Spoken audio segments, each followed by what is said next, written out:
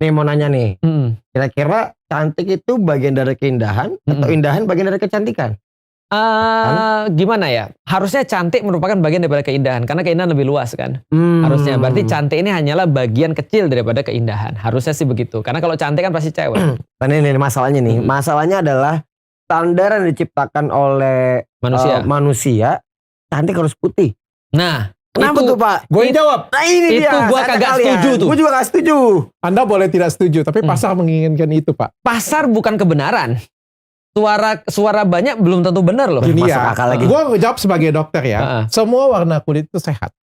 Semua warna kulit itu bagus. Dan itu aku jawab, mau sampai kapanpun kalian tanya dengan aku akan kasih jawaban itu. Betul. Tapi putih itu memang di Indonesia kelihatan lebih cantik.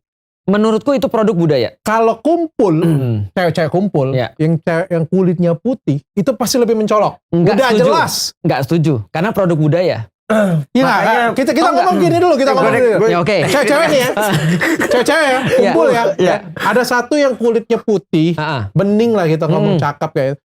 Jawabannya dulu, satu dulu kita selesaikan. Lebih mencolok nggak dia? Nggak juga. Jadi gini. Dulu benar nggak juga. Kalau pertanyaannya kalau ke gue beda nih. Nggak bisa. Kalau ke lu beda ya. Kalau gue misalnya kalian bukan laki-laki pada kata-katanya. Enggak. Jadi gini ya. Coba lihat ya. Iya. Mencolok atau nggak mencolok itu tergantung dengan bandingannya apa. Nah ini dia selera orang beda-beda. Kalau putih itu sudah pasti lebih mencolok, belum tentu. Karena orang-orang barat pengen tanning. Enggak, ini kita bicara di Indonesia. Karena bagi orang-orang barat di Indonesia betul. Karena orang selalu menginginkan apa yang dia nggak punyai. Iya. Yang kedua, kenapa gitu ya? Memang kalau kulitnya putih, pakai baju apa aja, itu lebih cocok. Warnanya itu lebih cocok. Kalau ini masuk akal. Ini masuk akal. Menurutku budaya. Ya memang pasti budaya. Memang pasti. Mereka tuh pengen kulit putih. Jadi permasalahan adalah. Contoh ya. Aku tanya balik ke Pak Ustadz nih. Emang ada masalah kalau orang kulitnya jadi pengen ada masalah. Gak ada masalah. Case close kan? Nah, tapi aku pengen ini kalian beda ini putih sama buluk. Nah, ini beda nih. Lah, bener gak? Ini putih sama buluk. Ada orang yang sawo matang bening, bening aja nggak usah diputihin gitu loh maksudku. Jadi menurutku kenapa aku bilang ini produk budaya? Karena penting untuk mengetahui bahwa produk budaya ini berubah-berubah sesuai dengan apa yang dipahami oleh orang pada zaman itu. Setuju. Contoh misalnya ya, kalau kita lihat patung-patung Romawi atau patung-patung Yunani, itu orang ceweknya gendut-gendut tuh. Setuju. Ya, kan? Zaman sekarang itu nggak menarik. Pengennya langsing. Karena orang zaman dulu melihat cewek-cewek yang mohon maaf gendut-gendut itu adalah fertil. Kan ya? Sedangkan mereka perlu untuk melanjutkan fertilitas. Iya, pinggulnya gede. Fertil ya kan. Nah, tapi kalau zaman sekarang. Kenapa patung Yunani cewek-cewek dulu? Betul. Badannya bukan gelember sih. Kalau zaman sekarang dibilangnya tik-tik. Betul.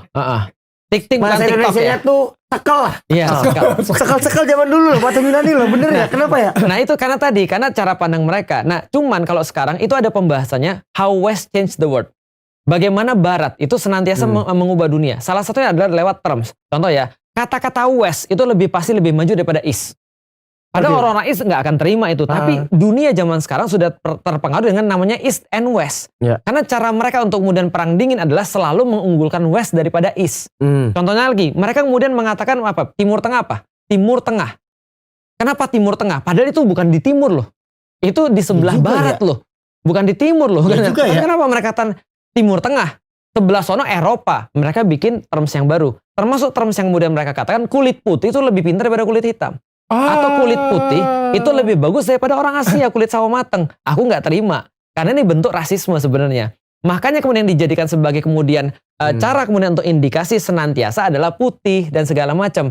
Padahal sebenarnya putih itu bisa jadi adalah sehat, bisa jadi adalah pigmennya hancur. Oke. Tapi sebenarnya salah cowok juga sih. Tadi kan aku sudah ngomong kan. Tapi kan masalahnya cowok ini kalau ditanya sukanya kan cewek yang kulitnya putih. Belum tentu. Enggak juga. Kebanyakan mungkin iya. Karena belum tentu, gue sudah survei banyak orang. Kebanyakan kayak gitu.